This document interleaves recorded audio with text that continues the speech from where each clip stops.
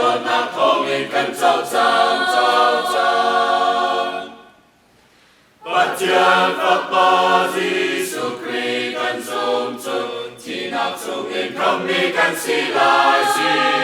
cần mà tua ser mi ba cần mà nung lâu Bát chân kêu đốt nạp rama asi Giêsu Christ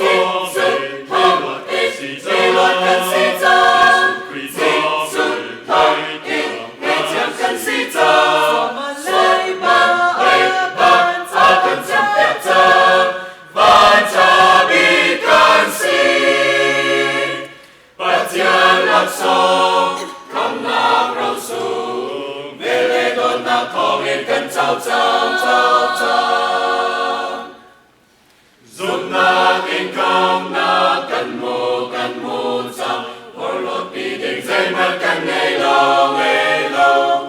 Giúp ba thiên la Sống sống a si Cần nụ niên chim lão tờ chào u si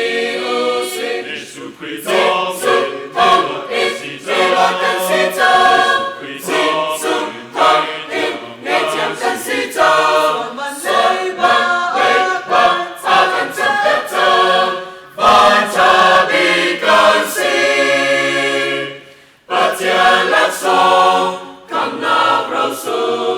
Về lễ đốt nạp thọ nguyện cần châu trăng